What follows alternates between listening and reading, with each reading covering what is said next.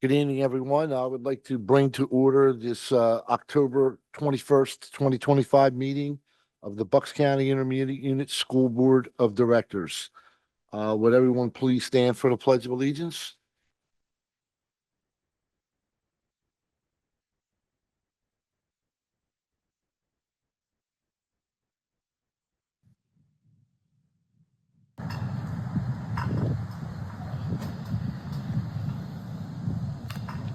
Pledge allegiance to the flag of the United States of America and to the republic for which it stands, one nation, under God, indivisible, liberty and justice for all. All right, and that is my district, the Bristol Borough. And I do want to say one thing. I was riding past the Head Start the other day, and I see the teachers bringing out all the kids, and they walk in front of the building. It's our administrative building, and they give the Pledge of Allegiance. And I was like, wow, I pulled my car over and watched, and it was the entire class of young kiddos in Head Start doing the Pledge of Allegiance every morning, and it was really nice to see. So I'm very proud to see that we've got our specialized learning support class at Bristol to do the pledge tonight. Thank you, whoever set that up. Okay, Michelle, can we get a roll call for attendance? Absolutely. Mr. D'Angelo, Here. Mr. Jackson, Here. Mr. Hollowell, Here. Mr. Morgan, Ms. Sheehan. Here. Ms. Stern, Here. Mr. Waldorf, Present. Ms. Winters, Here. Mr. Wers, Here. Ms. Osecki, Here. Ms. Walbeezer, Here. Mr. Godikson, Present. Ms. Foley. Okay, we have a quorum with 11. Okay. Perfect. Just for an announcement, the board met in executive session at 6:30 and to discuss personnel and real estate matters. And we were done at about 6:50. All right. So now move to item number 2, public comments. Karen? There are no public comments. All right. Moving to item number 3, our consent agenda. And we will now take a look at items. We'll be voting on items 4A through 9F. So my first question was, does anyone have need to have any one of those items pulled for discussion or for to be voted on separately? Anyone here on the phone? I'll take that as a no. So as moving forward, may I have a motion to approve the consent agenda items 4A through 9F? Need a motion? So moved. Second. Second? You get the second? Any questions? Hang on or- one second. The first was Miss Winters. The second was Mr. Godix. Thank you, Mr. Godix. Thank you. And any questions or concerns regarding any of those items that we're voting on, items 4A through 9F? Okay. If not, let's get a vote. All in favor? Aye. Any opposed? Any abstentions? Those motions carry. Thank Okay. you. Moving to our presentations and mini reports, our first report, Dr. Hartwig, the Bucks IU apprenticeship programs. Just as a reminder, you can follow along in your orange folders if you're here in person, and of course online in board docs. You can find the associated one-pagers. Good evening, everyone. On behalf of Dr. Lenny Graney, I'm here presenting to you the supervisor of apprenticeship programs, Jennifer Rawson, who will be speaking with you today about the rich apprenticeship opportunities that exist at the Bucks IU.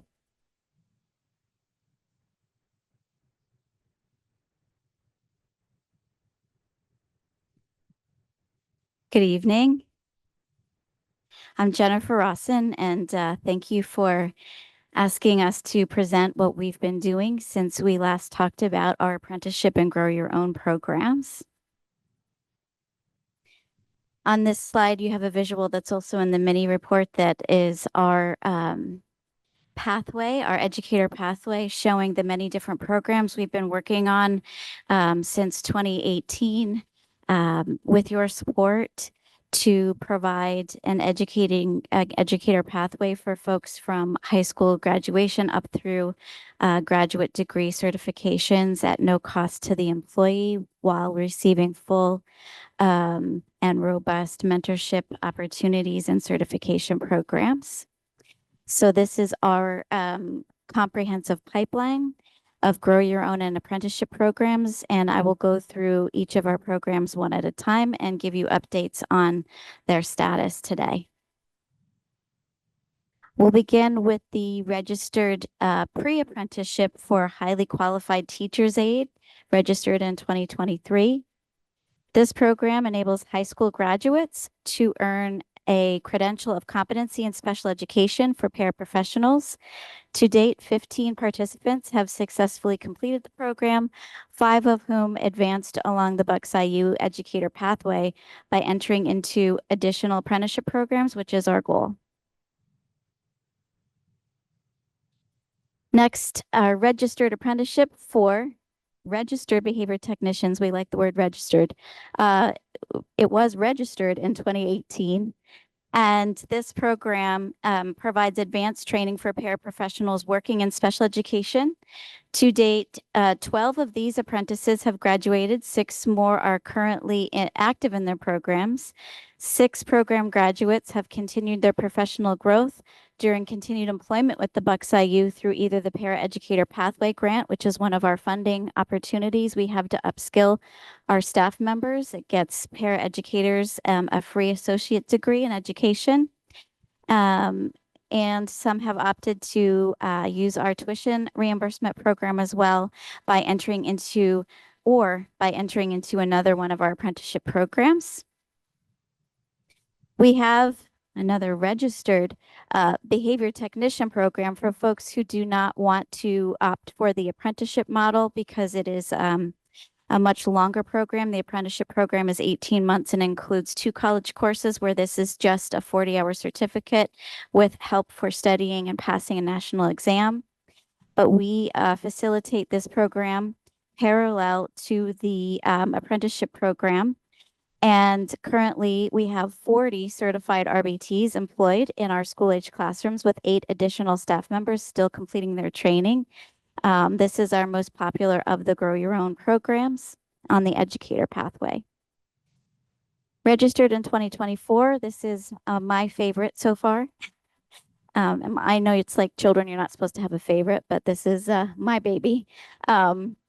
This program allows staff to earn a bachelor's level teaching certificate while working under the supervision of a mentor teacher in a Bucks IU special education classroom. And we do have a range of early childhood emotional support classrooms where we have mentor teachers and teacher apprenticeships, autistic support teachers, and learning support mentor teachers. And we're very proud that we've spread that through Upper County and Lower County across many locations. But currently 5 apprentices are active, and 2 of them started with us as RBT apprentices. Again, our goal is becoming realized. Our post-baccalaureate special education teacher program, we named it initially our Grow Your Own Teacher Partnership with Gwynedd Mercy University. 6 participants are currently on track to graduate in April 26. I just met with one of them today to take pictures of her engaging with her students while she was teaching. And 2 of them actually said, unsolicited, "This is why I come to school. My teacher makes things fun." In October 25, we presented a proposal to the Pennsylvania Apprenticeship and Training Council to register this program as a fully recognized apprenticeship.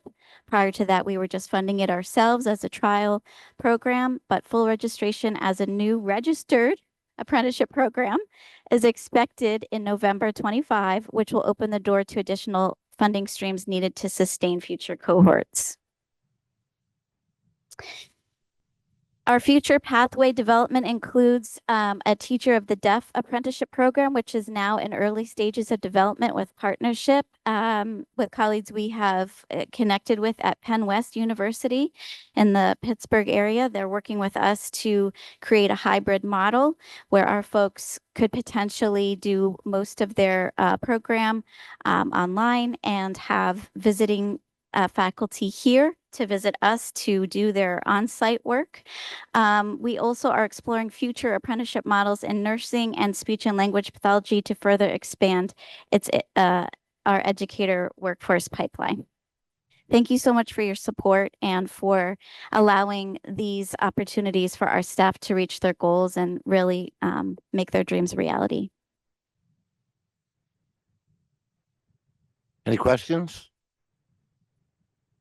Yeah, I just want to thank you. So I remember when this Grow Your Own partnership, it started in 2024, right? So you're saying we already have 6 that will be graduating next year. Yes, yes, Right, sir. and that's incredible. Yes, And we like to be successful. yeah, it is. Now, now the question is, can we hold on to them? So, which leads me to, Oh, yes. are other districts kind of doing this as well? Or are we kind of like putting the foot in the ground for the Oh, other yes. districts to maybe Jen, them you wanna do it take- on their own? Take that into, you want to talk about the obligations or the expectations? What people- Sure. And then, yeah. If you, unless you'd like to. Yeah, Oh, okay. You. Well, absolutely. We do have staff agreements in place and for all of these programs, depending on how much we invest financially and with our FTE and mentorship, we expect them to stay employed with us in a related job, post-graduation and certification for a set number of years. For the graduate program, that is 4 years in duration. So they will be post-graduation employed with us as fully certified teachers for another 4 years. We hope forever, obviously. Yes, Yeah, well, at minimum, absolutely. at minimum.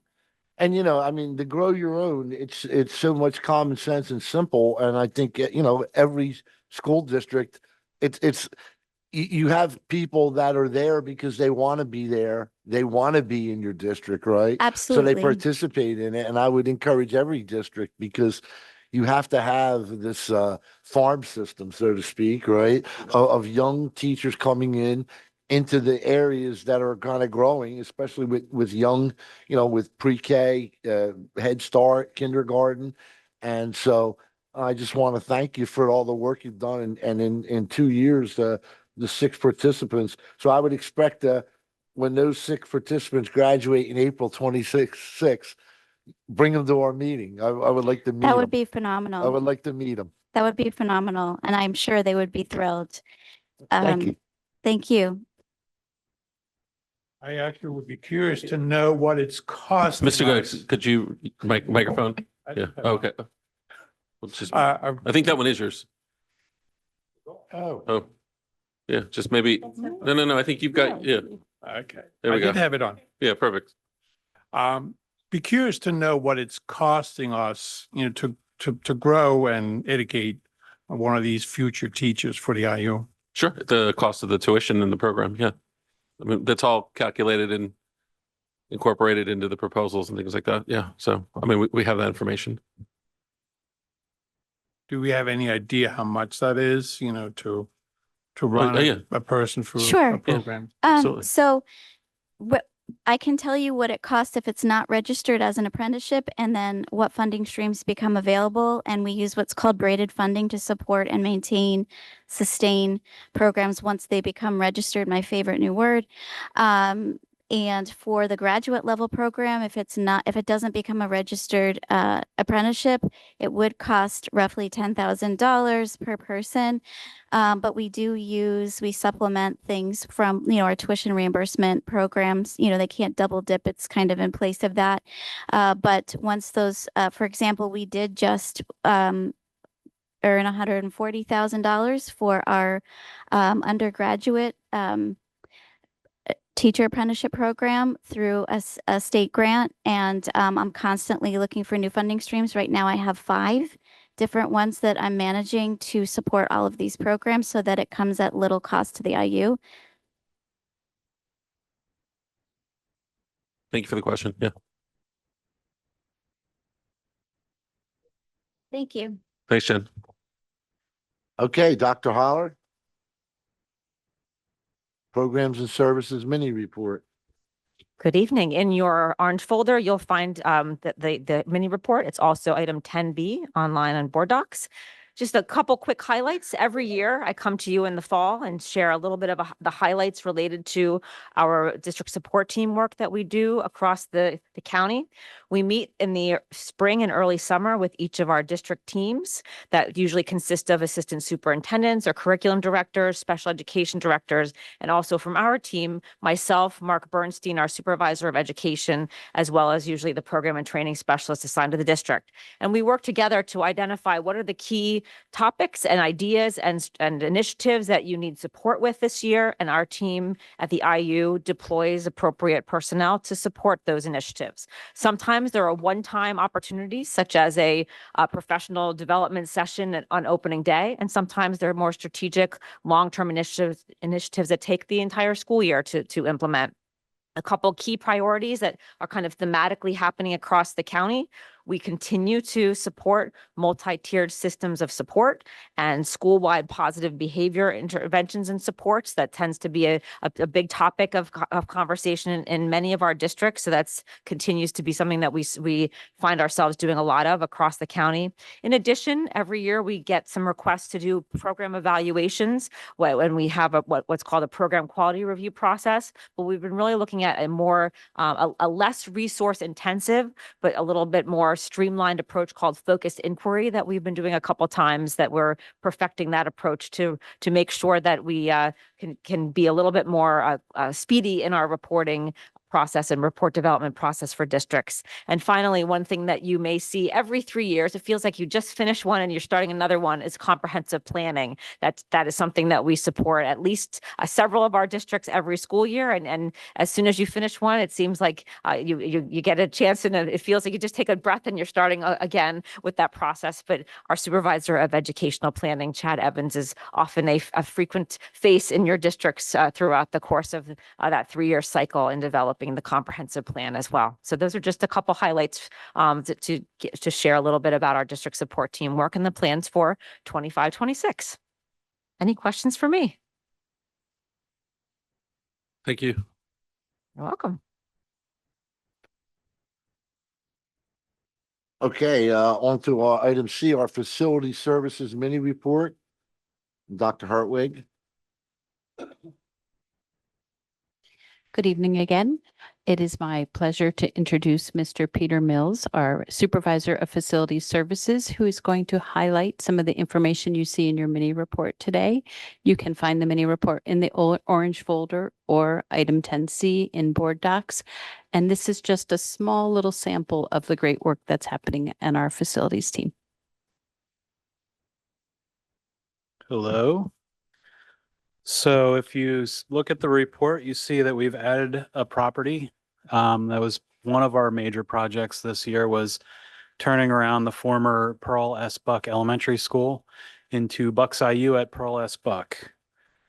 So overall, we have 21 facilities that we service, lease, or maintain. The only ones that we don't have leases on are the building here that we own, and Red Cedar, which we manage for a bunch of school districts.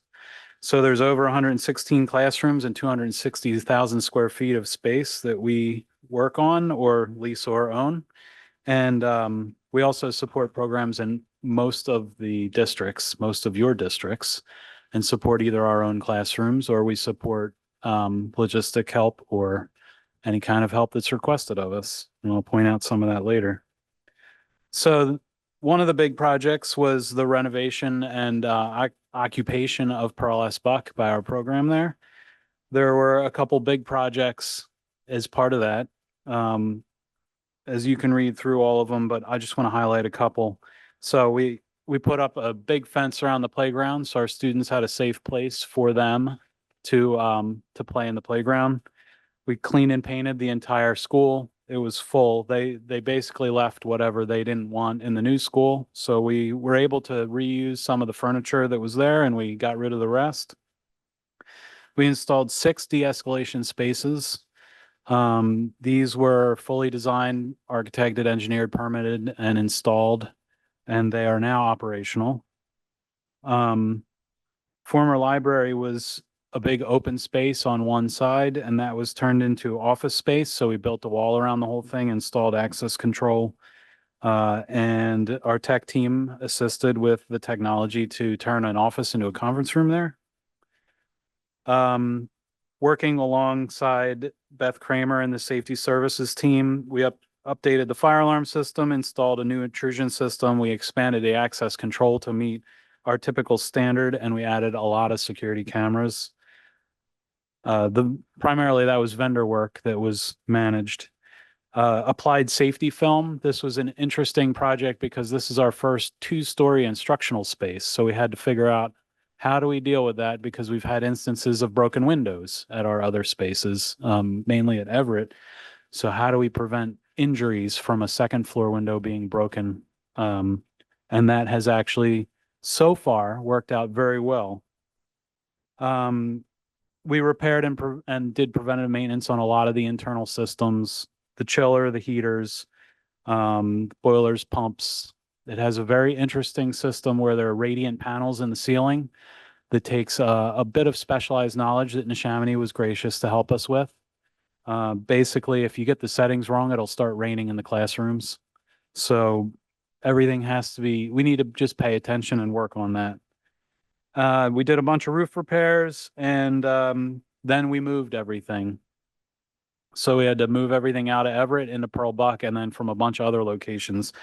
I want to say we did over 50 moves this summer of full classrooms and partial classrooms around the county.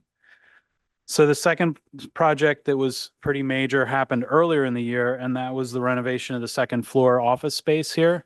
And that was essentially a full gut and remodel. So we replaced all the lights, we painted the walls, replaced the carpet, and replaced all the furniture. You can see some pictures.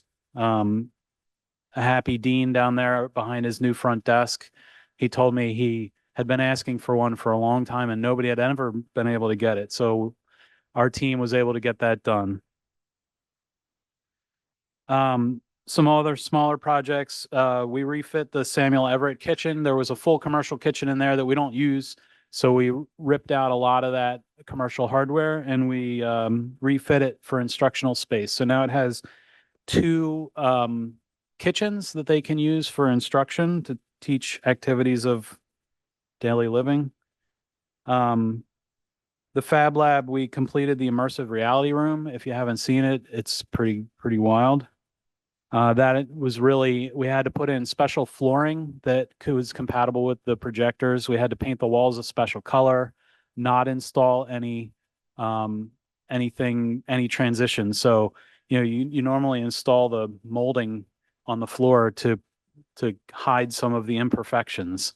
So basically we had to figure out how to make the wall and the floor look nice without having any of that. So we were able to caulk it and paint it, and it came out nice, and put black ceiling tiles in, which was an interesting endeavor.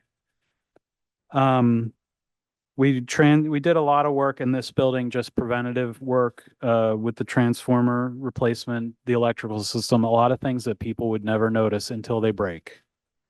And then, as I mentioned earlier, we had the summer of moves. We had multiple lists of moves, and I want to point out Christian, who's in the back here, who managed that very well with a lot of competing interests, because it was summertime and you never know who's going to be open when and who's waxing floors on what day. So there was a ton of puzzle pieces to put that all in place. And then I had mentioned before that we had purchased the mobile generator here that we kept in our backyard, and we installed panels so we could plug it into our buildings that don't have generators or have undersized generators.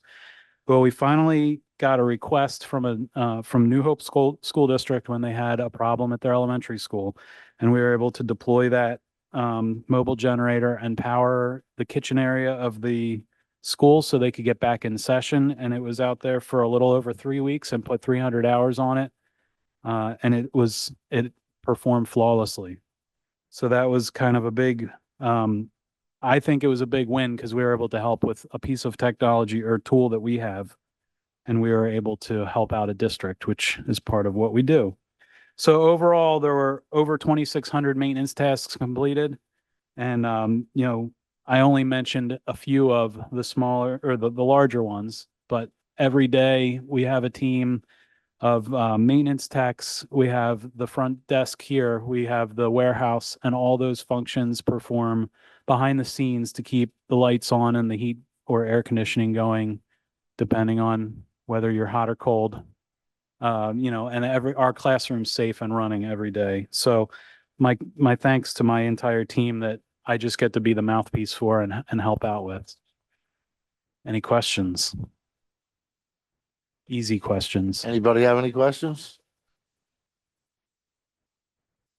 Pete, I just want to say your team and also Jen, I mean, look at this list of sites and, not to say one, you did better at one, every one is, increasingly has been better.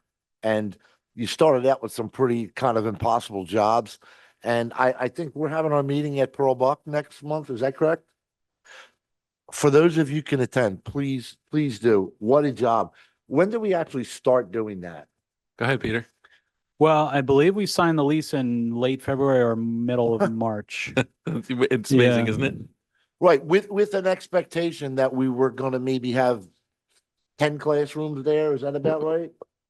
Yeah, we were going to open five and then 3 classrooms before the end of the school year. We had a bit of a glitch with the township and the permitting, which we got resolved ultimately, but it was a little bit later than we would have liked. So then we ended up having the summer to really do the major construction. We had a great construction partner that really helped us move it along. Our entire facilities team, the program team was there every day, unpacking things and moving things. So it was really all hands on deck, and we were ready to go just a couple days after what we thought would be the start of school. So we're about three days. Right, but we didn't start with just 5 and 3. Well, what do we have up there now Well, already? we have two wings of 9 classrooms. So we have 18 classrooms, and the C wing, which is the third wing, will be available on November 3rd. So in less than a year, almost in time. And again, all along the way, while you're in there working, you're saying, hey, we need another class. Mark's on, we need another class. And again, I was up there, what was it, Tuesday or up there Tuesday? And here's what I see: a beautiful facility, a safe facility, happy employees, happy teachers, happy to be there, love what they do, and happy kids. And from that point of view, I don't know how you could have done any better than that. And I just want to know that you've done a great job. Your team has done a great job, Jen. Jen, she calls me up. Oh, I have to get an extension. Could we sign the contract? Yeah. I mean, something that most people would just throw on the desk and say, I'll get to it, but addresses things as they're needed. So, thank you so much, man. Again, when you get to Pearl Buck next month, I wish we had some before pictures. Maybe we could dig some of those out, but you're going to see a first class facility and a full, and, I think, when we all sat and gathered and wanted to move forward this, our expectation was to get it up and running and get a few classrooms in there, and over the next 2 or 3 years, fill that place up. And I can tell you now, it's pretty much full for all intent purposes. It's just incredible, man, incredible. And that's delivering value. You did it in an efficient manner for the IU, but every district that sends a kid there, you got a good deal. We saved you a lot of work and a lot of trouble, and you end up getting your kiddos in the best possible place. So again, I'll leave it at that, Pete. Your first grade. The one thing I will kind of complain about is you got this picture of Dean there, okay? And, Here's what troubles me about Dean. Like I walk into the building, I say, hi, how you doing? Then I walk up the steps as I'm walking and I kind of look as I make the turn, look down, he's picking up the phone right away and warning. Is he, then when I get up here, Dr. Hoffman's on the phone. Is that a coincidence or, I just want to say for the record, the dean is an all-star employee. Absolutely, And if he he's is. doing that, he's just following directions. I know that. What I'm We saying love Dean. is, but I tell him to be So a tread little, lightly. We love Dean. Yeah. I love Dean too, but tell him to be a little less conspicuous. I'm a paranoid guy, so I'm always looking for those things, Just, But thanks, Pete. he'll be Appreciate talking it. into his sleeve. Thank you, man. All right. Anybody thanks. else? Good? Okay. Dr. Hoffman, are we coming to you now? Yeah, my brief report just reminds board members in person and board members online and members of the public that all of the materials that were just provided to you are available online. And if you're here, they're in your folder so that everyone has access to those amazing reports. Also, the awesome news available in both locations. As you think about your board reports this coming month, whenever it is that you meet again and you are on the agenda for your Bucks IU report, these are great resources to pull from in providing your update to your community about the amazing things happening here at the Bucks County Intermediate Unit. Also, and this has been shared with you previously electronically, the various press releases related to October as Disability Awareness Month in the workplace, as well as a previous in September about our amazing preschool programs. With that, it concludes my report, Mr. D'Angelo. Okay, thank you, Dr. Hoffman. And one quick question. Friday, we're going to be at the Fab Lab, correct? There's a networking event at the Fab Lab for local industry, and I did send that to the board. If anyone's available, they are more than happy to attend. Just let me know you're coming. I know that you'll Okay. be there, sir. Yes, I Anybody will. else is interested, you could refer to that email or you can call me. And just some of the notes that we got from the Fab Lab is it's like the summer program is already sold out, correct? I think the social media posts Yes. were related to this past summer, Oh, this right? past- So okay. those were last summer. But And sold some of the out. things that were funded through community partnerships that are created through events like what we'll have on Okay, Friday. Great, absolutely. All right. Just wanted to get that out there. I'm looking at Dr. Okay, Holler to make sure I'm right. She's giving me you got it, Mark. All right, good. Informational items. We have the Franklin Condo Associates First Amendment to Purchase Sale Agreement. That's right. That's just a document that talks about the extension and Okay, new window yes. related to Okay. closing on the And, property. Rebecca, legislative report.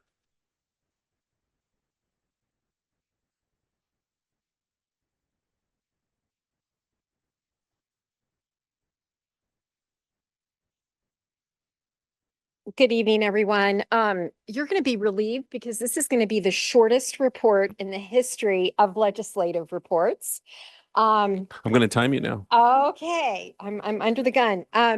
There's not a whole lot going on because no one's in session. You can look on the first page of the legislative report, which you will find in your orange folder, and it's also online in board docs.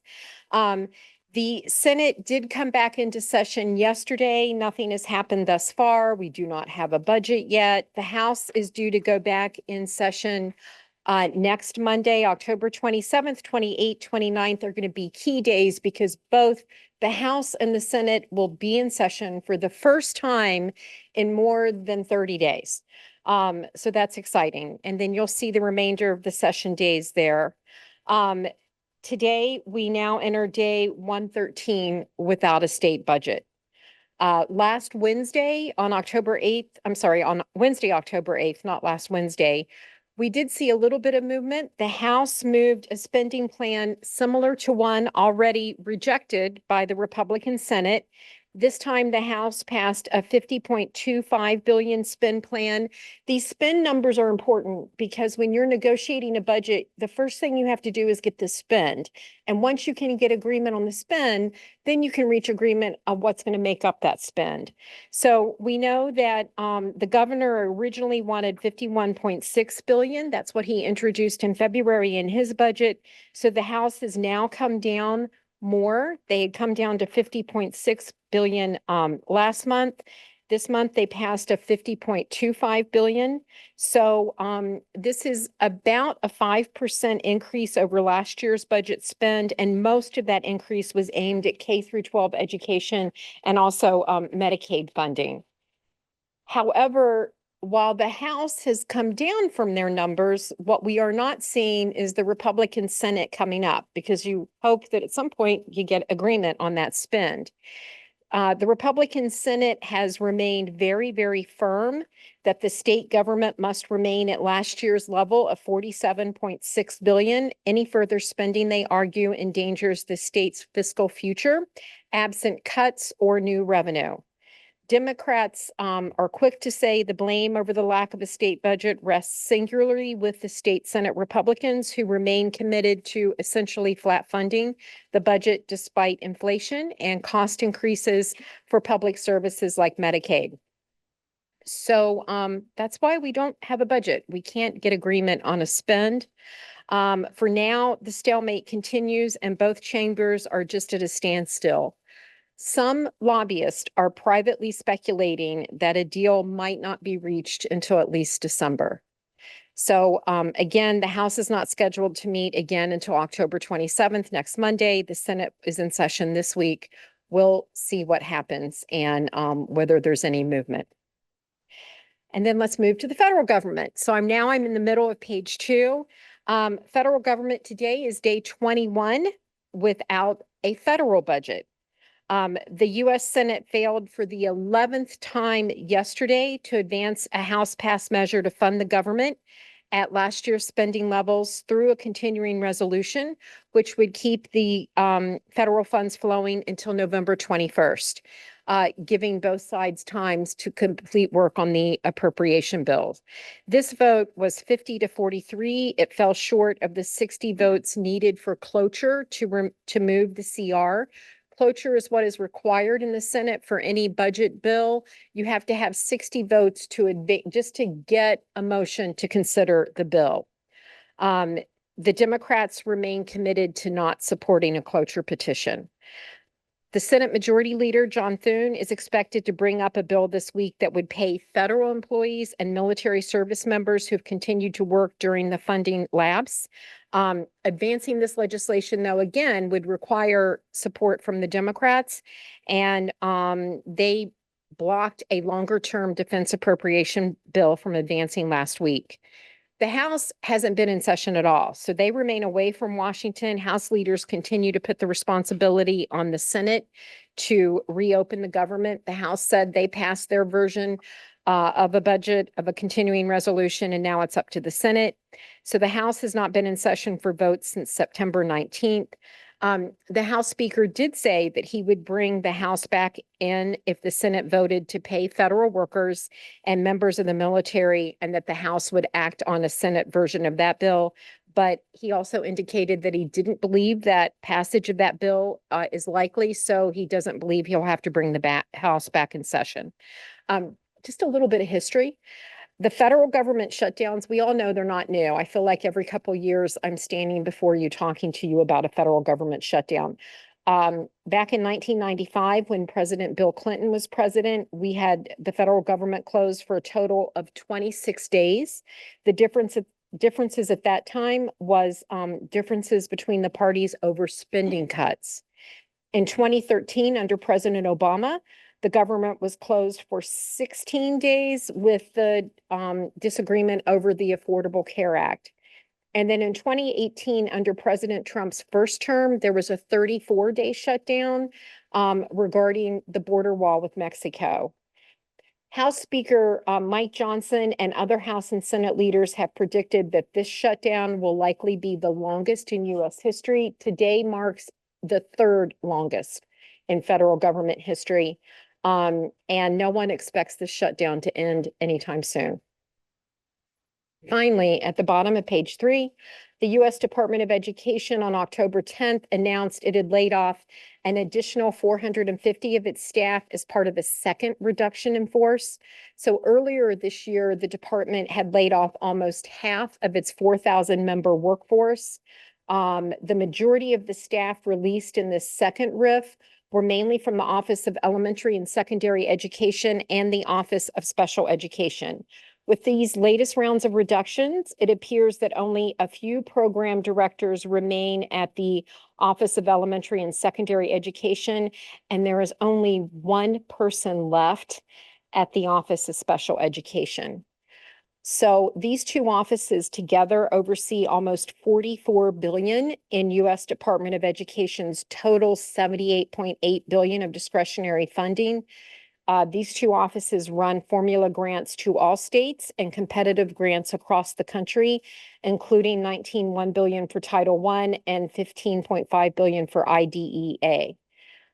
Per a report that the School Superintendents Association released, it was actually last week, there is a reason to be concerned about the RIFs. AASA reports that the U.S. Department of Education cannot effectively manage the federal funding without many of these staff, and there could be disruptions to districts and state operations, including reimbursement requests. And last Wednesday, Judge Susan Ilston, who's a U.S. Federal District Court judge for the Northern District of California, she temporarily blocked the administration from conducting these staff reductions. She sided with labor unions, which argued that the dismissals were done illegally. Judge Ilston stated that the administration is not following legal requirements for reductions in force and that the agency's officials have exceeded their authorities.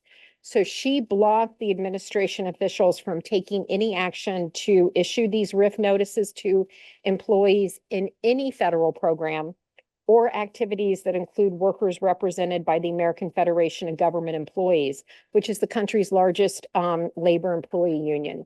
The Trump administration has appealed this decision, so we'll see what happens. And then finally, over on the back, mainly because I was looking to fill some space, I gave you two upcoming dates just to get it on your radar. We will be hosting our first Bucks County countywide negotiations forum. Many of you on this board have attended this negotiations forum before. This is a forum for anyone in your district involved in labor negotiations, regardless of the contract, support staff, transportation staff, teacher staff, professional staff, Act 93. If you are involved representing the administration, so if you are a school director or an administrator, come on out on November 10th. We serve a light dinner and we all get together and talk about the state of contract negotiation in Bucks County. If you're interested in attending, please just email me or you can email Michelle and we'll make sure you get signed up. And then we're having our first of the year Advocacy Committee for Education on Friday, November 14th from 7:30 a.m. to 9 a.m. All school directors are welcome to attend, along with any school administrators. Our invited guest is Hannah Barrick. She's Executive Director of the Pennsylvania Association of School Business Officials, PASBO. She's very much a very active advocate of schools in Harrisburg. And when we invited Heather, we were hoping we would have a budget so she could give us all the budget details. So I'm still keeping my fingers crossed that we may get a state budget and that Hannah will be able to give us all the details about what may be in that budget and what may be in any omnibus school code bill. And that's my report. I did it in 10 minutes, Dr. Hoffman. Are there any questions? Anybody here? Or on the phone? Okay, thanks, Rebecca. Great. Okay, item 12 was to repeat that we did hold an executive session at 6:30 p.m. tonight prior to this meeting to discuss personnel and real estate matters. Moving on to item 13, is there any old business that anyone needs to stir up or rehash or? No, okay. I'll take that as a no. Item 14, is there any new business? I just had one thing that I had been talking to Dr. Hoffman about. I read an article today where in New York City, they currently say that there's 154,000 homeless students in New York City, which is one in seven. So caused me to think, and I know I had just seen something about that they were having like a conference about homeless that we hosted it, I think. But I was going to ask Dr. Hoffman, do you have any idea, like certainly it's affecting Bucks County as well, maybe not to that extent, but what can you tell me about it? Sure. Actually, every year we provide you with updates related to the McKinney-Vento Act and the role that the Bucks IU plays as coordinating what's called Region 8, which includes 5 counties in the eastern and southeastern portion of the Commonwealth, where we support school districts in their support of students that are experiencing homelessness or that are in foster care. Dr. Howard, do you want to give some of the latest data for the 5-county region that we support here? Sure. So the 5-county region is Bucks, Delaware, Lehigh, Montgomery, and Northampton counties. And that represents approximately 90 school districts, charter schools, career and tech ed centers across the region. The annual data that comes out is always like, looking backwards. So we're thinking about, we should get new data for November for the past like 23, 24, like that year. So right now, the most recent data we have is that approximately 8,000 students across Region 8 were identified for that calendar year that was measured. I was talking to our amazing program director for federal and non-public programs, Mary Agnes DeSico, and she shared that one of the things that currently, like on average, we have about 1%, if we're looking just at Bucks County, on average, about 1% every year are identified, which would represent about 800 students for Bucks County. However, that could be underrepresented because Sure. we can't account for people who don't report that they're homeless. That might be couch surfing or those kinds of things that they're doing to just get by. But that gives you at least a little bit of the scope of what we know to be as accurate as of right now. Thank you. Yeah, you know what? Again, you use that number 1% as opposed to New York City where it's 14%. So, and again, there are a lot of factors, especially now with a lot of people moving in, moving out, and we understand that. But I would say that it's a problem in Bucks County, which is kind of like a bellwether county, right? And nobody is immune from it. And what are some of the, like I said, what are the things that we do? And we coordinate for this region of 5 counties. That's right. The Commonwealth contracts with this intermediate unit to support Region 8's efforts to support those 90-some school entities. So Dr. Holler, do you or Dr. DeSico want to give it just a general sense, knowing that this is also a mini report that we provide annually. So Mary Agnes, do you want to give a sense of what Region 8 support looks like from the Bucks IU for those 5 counties? Absolutely. So many things. The funding supports educational and practical services to ensure that students have uninterrupted academic experiences. So that might be things like school supplies, uniforms, and transportation, as well as offering school enrollment assistance, I should say, and referrals to other support services, human services, et cetera. Again, just ensuring that access to public education is not disrupted. If that helps. Yep. And you're providing a lot of support to every district, all of your districts. Every district has to have a homeless liaison. And so we provide a lot of training and professional development and support to those individuals as well, correct? Correct. Some specific examples in Bucks County would be kits for kids, hygiene kits that we are putting out for students so they can come to school feeling good about themselves, and closets as well. Closets with hygiene, school supplies, different things across the different school districts represented here and the 5-county region. So. Okay. All right. Thank you very much. You're welcome. Okay, anybody come in, Karen, while we were talking? That's a no. That's enough. Moving on. Item 16, again, next meeting, Tuesday, October 18th, at the magnificent Bucks IU at Pearl Buck facility. Again, I hope you can all come and be there in person and see the marvelous job that our team, Jen and Pete and his team have done. It's you would hope that your individual maintenance and people could work as quickly, as decisively, and just do a first-class job. So with that, I'll see you next month at Pearl Buck. And could I get a motion to adjourn? So moved. Motion second, and Mr. Hollowell, Mr. Waldorf. Meeting adjourned. Thank you, everyone. Safe travels going home.